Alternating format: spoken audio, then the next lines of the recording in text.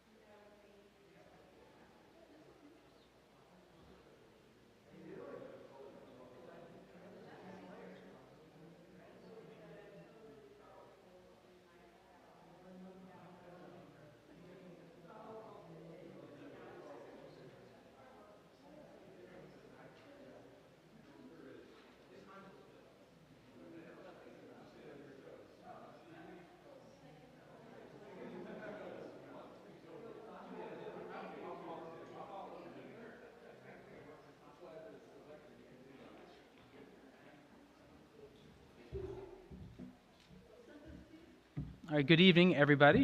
If you're going to take your seats and all that. So before we dive in too much, there's a couple of housekeeping bits as always. This is the first of our very brief series that Jake's going to offer for us here on what is it like to be a seminarian, some things that have been kind of important and impactful in his life. Some really exciting things happening. Wow, thank you. My voice, there's power. Lost my complete train of thought there due to the echo and the reverb. So tonight is going to be the first of those talks. Please get drinks. They're over there. They're all free. You won't be charged for those. If Ed asks you for money, that's his own deal. He will ask for money, but you don't have to pay him. Come back next week at the same time, same place for talk number 2, which will be on literary traditions, which will be both highlighting 2 really wonderful but different books, Dante's Divine Comedy and John Milton's Paradise Lost. So it'll be a really interesting class. So please come back for that. And then that Saturday, next Saturday at 6:30 following Mass, Father Tomlinson will be offering his Benedict XVI lecture on the Regensburg Address. So please come for both of those. A lot of fun faith formation things here this summer. I guess without too much further ado, I want to go ahead and invite Jake to come up and give us a talk here. Thanks.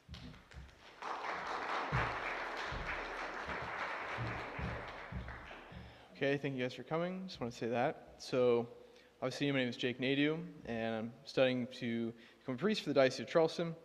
And so, kind of the idea that I had for these talks was to just kind of help you understand kind of how seminary works, and most especially what I'm learning, because a lot of people really have a lot of questions about how that works and everything. Yeah, I mean, some people think maybe we're just like in a cave all day praying or like something like that, but it's not totally like that, you know. So we're kind of normal college students in many ways. But yeah, I created this handout, Seminary for Dummies, and pretty much anything you want to know about the seminary process, just kind of spelled that all out. Kind of how it works, how long it takes, what you do, how it can vary. But so I'm not going to go over all of that, but basically what you should know is that seminary takes about 6 to 8 years, and so the variation is because if you went to college first or you still need a college degree, it kind of depends on that. So I've actually been to 3 colleges in 3 years, and so that's all because of kind of quirks in the seminary system. So this isn't very common. I'm a very special case. But basically what happened was I went to Belmont Abbey College my freshman year, which is outside of Charlotte. So I started there, and then I decided that I wanted to join the seminary. So then I applied for the diocese, they accepted me, and they sent me to Dallas, to the University of Dallas. So then I was there for 1 year, and then I decided that I wanted to join kind of a honors philosophy program at the Catholic University. So then I went there for my junior year, and here I am now. So, but this talk's going to be on philosophy as well as 3 out of the 4. And my experience with philosophy is I grew up in high school. It kind of seemed like maybe it was kind of a boring thing that people just think about these weird abstract ideas. And I certainly never thought that it would be my college major until I went to Belmont Abbey, and as part of my core classes there, I had to take 3 philosophy classes my freshman year. And when I was there, I was just kind of mind blown about, how I never really heard about this. How did I not know that it was like this?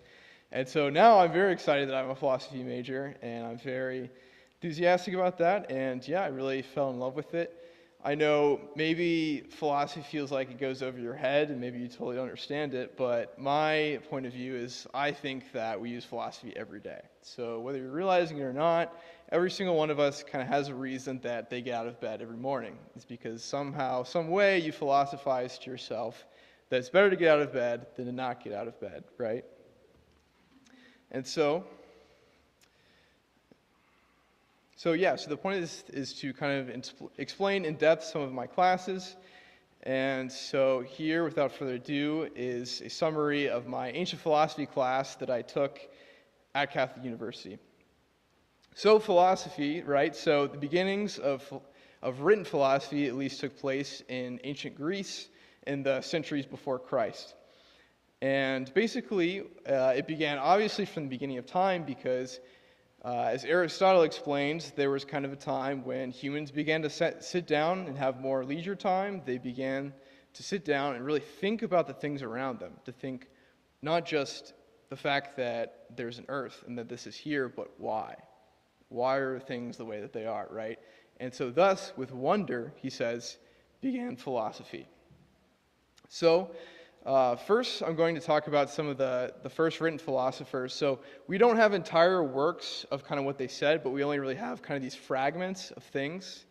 And so the first philosophers it makes sense that all of them kind of observed kind of natural phenomenon, very basic things back then. So one of the first said that everything was made out of water. One of them said that everything was made of air, and one of them said everything was made of fire. And one of them said everything was made of the combination of them. Sometimes philosophy is funny. I find that very funny. So one of them, the one that said that everything was made of fire, his name was Heracolitis. So that's going to be the first philosopher that I'm going to bring up. So this first group, they're called the PreSocratics because Socrates was the first great philosopher, and they all came before Socrates, right? So the PreSocratics. I also want to point out that none of these philosophers I'm talking today were Christian, which I think is really interesting because I am touched by them in many ways, even though they didn't believe in Christ. They didn't believe in God, and most of them were pagans. But I think it just goes to show that they use their natural reason to really process these things, and that faith and reason are not in harmony with one another. So Heracolitis, as I said, we mostly just have fragments of things that he said. And one of the things that he kind of observed was kind of the mysterious of the human race, of kind of how we react and interact with each other. So this was about 2,500 years ago. And he kind of some of the things he said focused on the way that humans tend to follow what's popular and what's common and do things like that, even if it might be illogical, even if it's wrong. Whereas the best people, the noble people, always follow what is good. So here are some fragments of the things that he said. So, the best renounce all for one thing, the eternal fame of mortals. But the many stuff themselves like cattle. What understanding or intelligence have they? They put their trust in popular bards and take the mob for their teacher, unaware that most people are bad and few are good. The knowledge of the most famous persons, which they guard, is but opinion. Justice will convict those who fabricate falsehoods and bear witness to them. Now, I find these so relatable even today because you look around and you see kind of the popular people, the politicians, the singers, the celebrities, and they might be the most popular ones, and people may be following them, but that doesn't mean that they're always the best people. But as Heracolitis says, the good people ignore these things and surrender all of the fame and all of the glory for things that are not temporary, but eternal. And so, on the same note, he noted that human happiness can kind of be led astray. He said that we would call oxen happy when they find bitter vetch to eat. And he said asses, meaning donkeys, would choose rubbish rather than gold. Now, I think it's also interesting when you compare it with the common maxim that people say, do what makes you happy. Because sometimes what may seem to make you happy in the moment may not actually make you happy in the end. And sometimes, indeed, we choose rubbish rather than gold. He even said it is not better for humans to get all that they want. Now, what I conclude from these fragments is that true happiness is sometimes something that takes denying oneself in the short term and accepting reward in the long term. And so another thing that he talked about and was known for was called Heracolitis Flux, which is probably one of the most famous things. And so this is what he said. What is opposed brings together. The finest harmony is composed of things that are at variance, and everything comes to be in accordance with strife. And so he's kind of saying that in life, where there is life, there is death. Where there is good, there is bad. It's sort of kind of a yin and yang philosophy. There's always these balancing forces. And not only is everything composed of variance, but it's always constantly changing. And so, in perhaps the most famous quote, he said, "It is not possible to step twice into the same river. It scatters and again comes together and approaches and recedes." And so basically we live in a constantly changing world, composed of these forces, and strife and change, he says, create harmony. The finest things are composed of things that are actually at odds. And now we can ask, reflecting on these, why do these opposing things have to exist? Is it necessary for evil to always exist with good, darkness along with light, strife exists with peace? These are difficult questions to answer, and I think that maybe we won't be able to answer until a particular faith comes around. But according to Heracolitis, this is the way that they were. So next I'm going to talk about Parmenides. So this is probably the most dense philosophical part. So you might want to pay attention, but it gets better than this. Which one? The Heracolitis? No. Parmenides is the second one. Yeah. So Parmenides was the first of many in philosophy. So we have entire passages of the things he said rather than just fragments. So he has a poem in which he describes a mystical vision in which he's brought up into a chariot to speak to a goddess who tells him she's going to tell him the way of truth and as well as the way of opinions of mortals. The way of truth states that there's something is and no thing is not.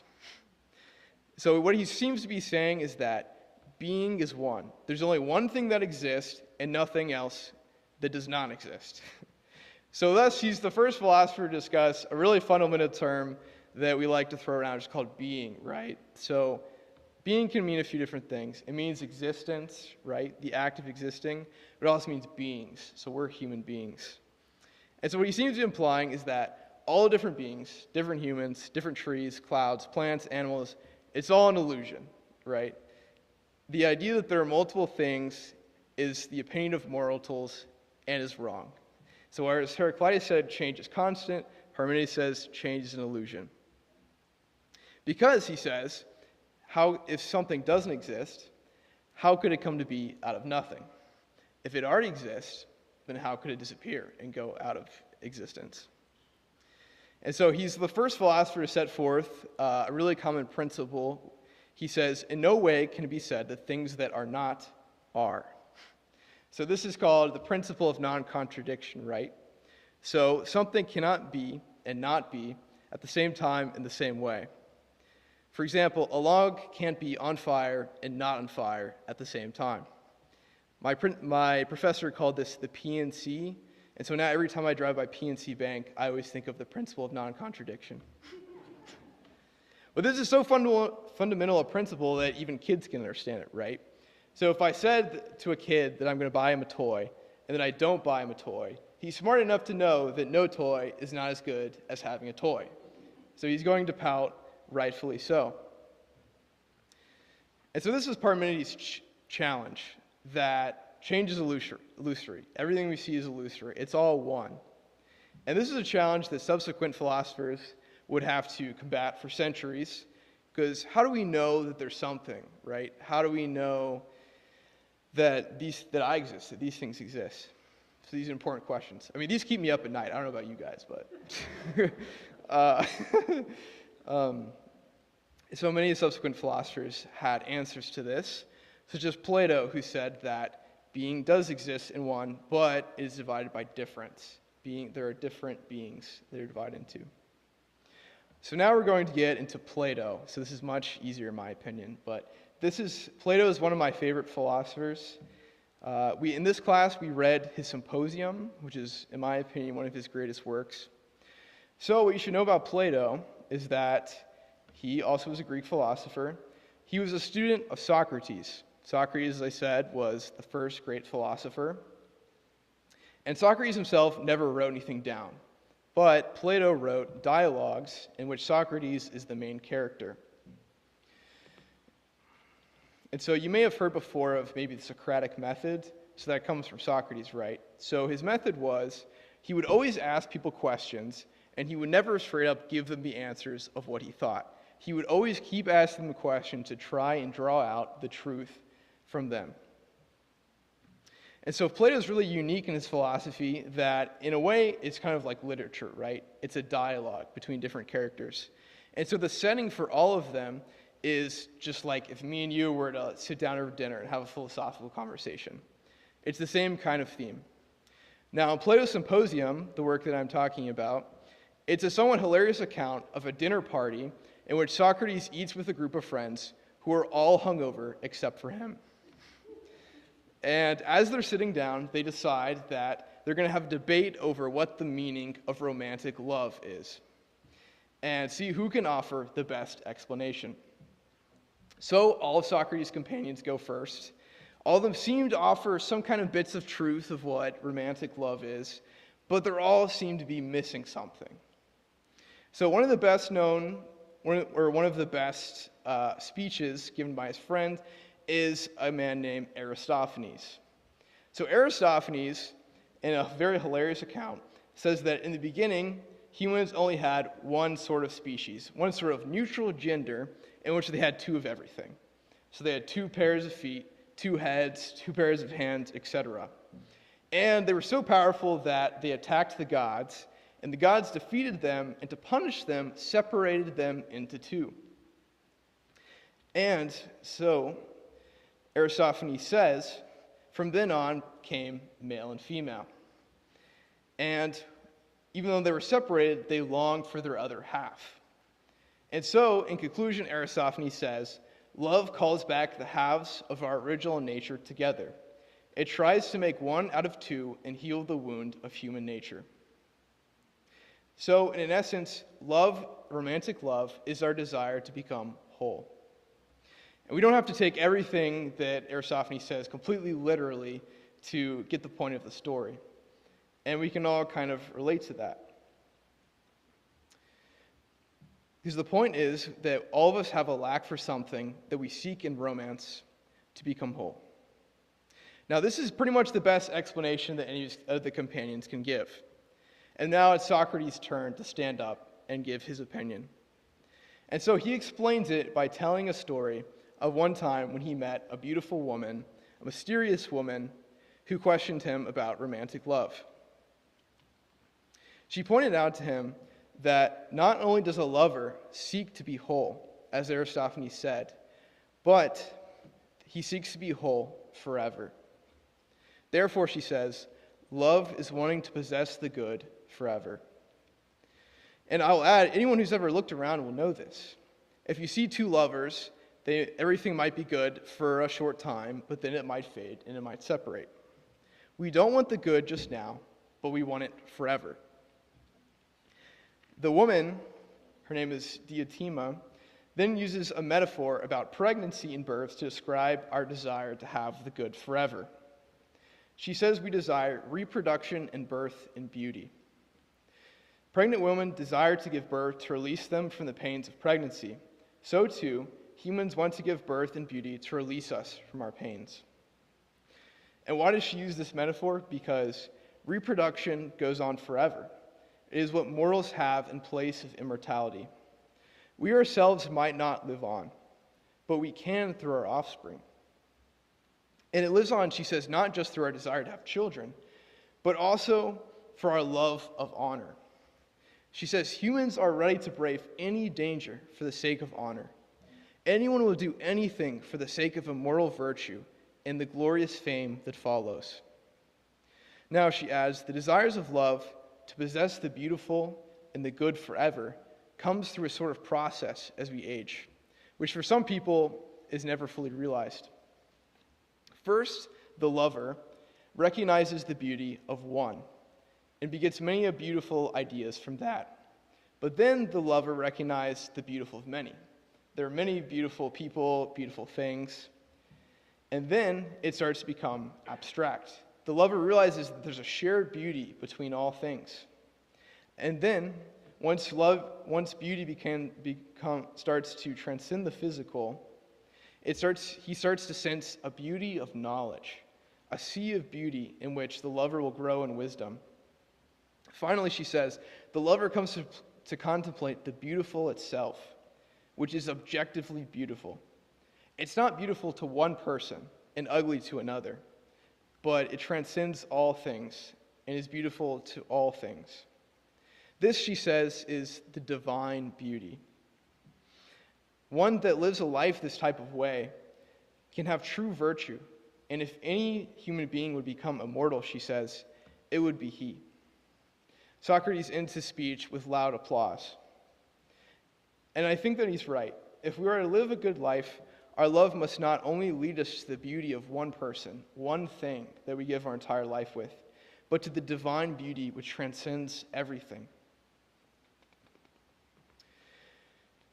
I wrote my paper in this class on this topic and how some critics say that maybe beauty doesn't necessarily lead us to virtue, to good moral habits. But I firmly believe that if we consider not just physical beauty, but this divine beauty, that I believe it's true, that it leads us to be good, to also live good Christian lives. If we raise people in the Catholic Church with beautiful churches and we continue to promote sacred art, then our churches will be beautiful, and so too will our souls. So this is just one work of Plato, the Symposium, but he wrote dozens of others. And like I said, is one of my favorite philosophers. So last philosopher that I'm going to get to is a man named Marcus Aurelius, who was a Roman emperor. And he wrote this book called the Meditations. And you can tell that it's kind of written by a very powerful person that didn't have a lot of time to sit down, because it's written in sort of these short sayings that you can pretty much pick up and read at any time. So they're very short and very simple to understand. So there's dozens of different themes that he covers in the book, but because this is the last one, and I wrote my essay on this, we're going to talk about the fear of death. So while most people would never want to think about death and dying, Marcus Aurelius encouraged it. He said, reflect thus as if death were now before you. He's actually been kind of popular in pop psychology in the last few years, and it's because of his idea that we need to peacefully accept our situation around us, including the fact that we will die someday. Instead of always wanting more than we have, he said, we should desire nothing, and then we'll be satisfied with our current situation and circumstances. Instead of being afraid of death, he said, why not be satisfied to spend this life in a decent manner? Indeed, more often than not, we spend our lives afraid of doing what we really want because we're afraid of what will happen to us. But really, we just have to make work with what we have. To illustrate all of this, Marcus Aurelius compares our life to that of a play. We're the main actor. We don't get to decide how many acts we get to go on for. He says we must not complain and leave the stage as if we're in a tragedy, but we have to make the most of our 3 acts and leave gracefully, knowing that we played our part well. And what he's saying is, he's not pointing out how little control we have, but really how much control we have. Because we have this present moment, and the present moment isn't greater if you live to your 90 or if you live to your 20. It's equal for all of us. And in this moment, we can do with it whatever we desire to do. He says, all those things which you pray you may secure after a time, you can possess right now if you do not grudge them to yourself. That is, if you cease to think of the past, leave the future to providence, and only redirect the present on the path of piety and justice. In conclusion, he says, if you perform every action as if it were the last of your life, you see how few are the things a man must overcome to enable him to live a smoothly flowing and godly life. And we too, 2,000 years later, can possess that sort of life if we live right now in the present.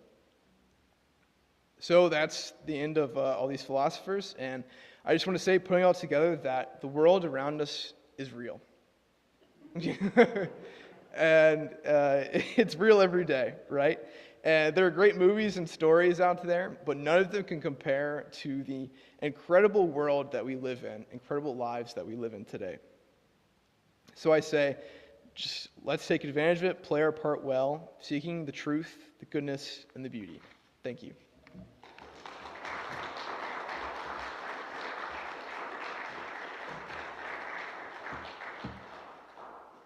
So I don't know if anyone had any questions.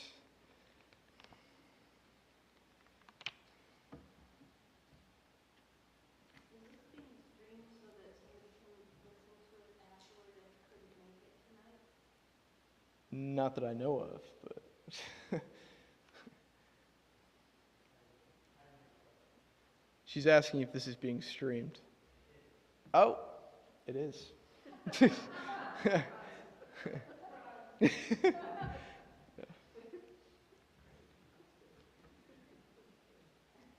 Did anyone feel like this really just went over their head, or was this like, okay? Yeah, because this is really an experiment for me. Like, I take classes with this, but this is my first time really trying to explain this, so.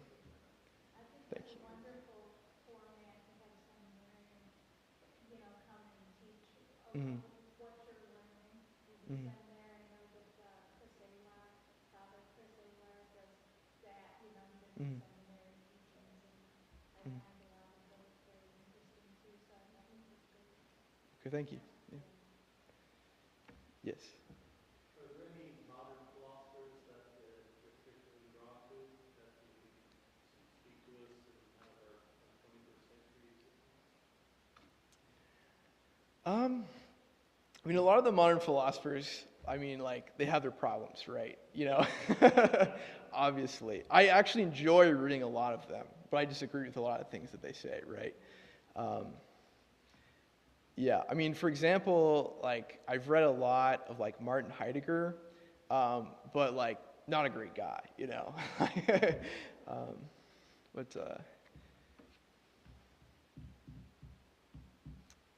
Yes. What are some of your favorite books that you read in seminary? Okay, yeah. So one of them would be Plato's Symposium, so I talked about that. I love Plato's Republic. That's his greatest work ever. It's much longer. I love the Divine Comedy and the Paradise Lost, which I'm talking about next week, if you're coming. I also love the Iliad, ancient Greek epic. And then... Did you take a class on the Divine Comedy? Yes, I did. Yeah. Mm-hmm. Yes. Yeah, so a lot actually, yeah. So So I had 2 semesters in metaphysics, and he's kind of all over that. And then I had medieval philosophy, so he's a big component of that. Yeah, Aquinas pops up a lot. Yeah. Yeah, yeah. Luke. What would you say is a good beginner, or a good book that would be a good beginner's guide to philosophy? So I really enjoy the Peter Craif books. If you guys have ever come across those, I actually heard him speak in real life, and it was really phenomenal. So that is really good. Yeah, and again, I find Plato's books relatively easy to read just because they're dialogues. So and also a lot of them are only like 50 pages. So I mean, if you really wanted to open up just a philosophical book, then you could definitely do one of those. Yeah. Yes, Scott. Yeah. So I also love St. Augustine. I think so. He very much is inspired by Plato, right? So he also wrote dialogues, everything like that. And so you're asking what he said about faith and reason? I'm trying to think. I'm pretty sure I've read something about this before, but I can't remember exactly what he said. But I mean, I do remember like he puts his faith very much. He's not afraid to point it out. Like even when he's reasoning, he doesn't think that they're in contradiction, right? He believes that he has faith so that he can reason, so that he can understand, which I think is very beautiful and true.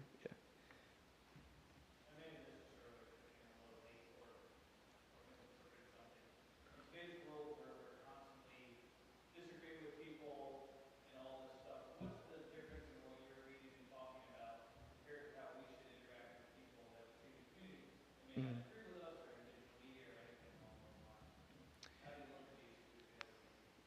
Yeah, I mean, I think one of the most fundamental differences is the fact that there is an objective truth, right? And like I said, that the world is real, it is objective. Now, a lot of people, that's not the thing they want to hear, right? So if you say that to them right away, then a lot of them might just kind of shut you off, right? You use certain vocabulary, like you start bringing out like Plato, and they're like, whatever, right? So I think if you can get them to debate a little, I mean, you can kind of make them see maybe how some of the things they're saying contradict, or maybe how they're kind of illogical, because things like relatives and things like that really kind of reject logic altogether. So you're able to do that, and more than anything, just be understanding of the people, and it's very common to have that kind of attitude today. Yeah. So, one of the students I used to have, I saw at church the other day in Belmont Abbey, and he's become very devout, and I was just so happy and impressed. We talked for at least an hour after church, and he talked about his philosophy class, and then we talked about different universities. Like right now, the university kind of map is a minefield, you Hmm. send your kids off to different places, and you're really afraid that they might be getting deconstructed. Yeah. You might know what I mean. Mhm. So, are there some universities in general that you think, because you're in that age group, Mhm. that you have friends that are solid, still have solid, good Catholic teaching? A lot Mhm. of the Catholic universities now, you hear some funny things and, Right, right. Yeah, I mean, a lot of good universities have a Catholic center, right? They have things like that, but you kind of have to go looking for it. I mean, even at Belmont Abbey, like it was really up to me in a certain way. Like I could have never stepped in a church the whole year I was there, or I could have gone every day. And so I think a lot of places they're out there. I have friends that go to South Carolina and Clemson that both are very devout Catholics that are really involved there. Now, I will say, I think that my choice to go to a Catholic college, which really came out of nowhere, I never really thought about until my senior year, was one of the best decisions that I ever made, right? Because, I mean, the faculty was on our side. The faculty was teaching truth. They were teaching the right things about faith and everything like that. And so that really impacted me. I remember being in the chapel, being at Mass, and seeing my professors there with us, you know. That was really impactful to know that we weren't just in there on our own, you know. So I mean, if you've heard of the Newman Guide, so that's kind of a collection of all the Catholic schools that are still really devout and firm on their Catholic identity. And the three colleges I've attended, Bellin Abbey, University of Dallas, Catholic U, are all in the Newman Guide. So, yes, sir.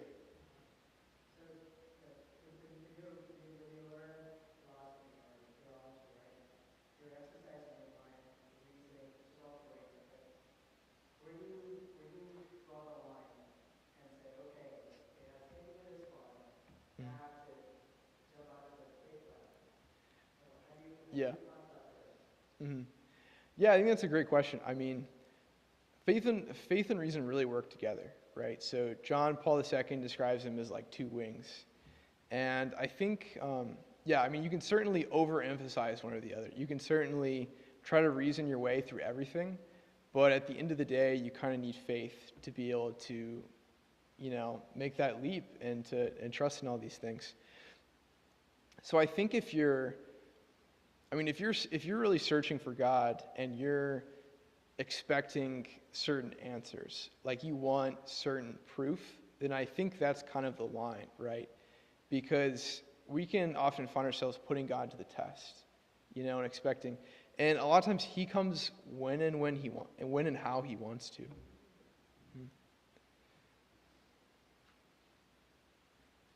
Yes.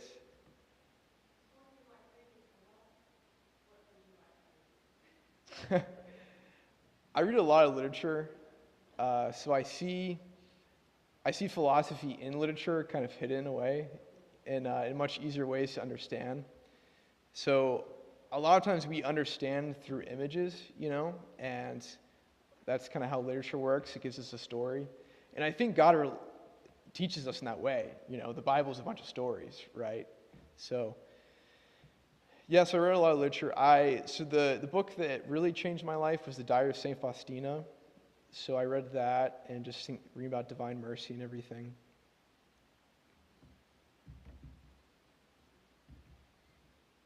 Do you have some movies that you like? They might be Catholic movies or Mm-hmm. movies about faith, or good movies for young people to, you know, to share with young people. Sure. You know, to pass some time that are, Mm-hmm. you know, kind of fun and Yeah. Yeah, so there are a few. I really like the movie called The Case for Christ. So it's not Catholic, it's Protestant, but it's a true story about a journalist who wants to disprove his wife that God is real. And so he goes around doing this investigation and basically is just blown away by the evidence that Christ was actually a real person, right?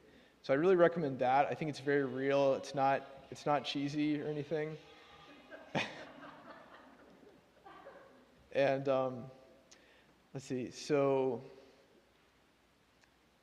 I mean, there's some good movies such as, I really liked Father Stu that came out last year. I mean, it's rated R, so I mean, so you obviously can't show everybody that one, but I mean that's a fun one. One I watched recently was Gran Torino, right? Has anyone ever seen that? Yeah, yeah, that's a good one. Also, like, not really kid appropriate, but it's a good one. Yeah. Mm-hmm. Thank you.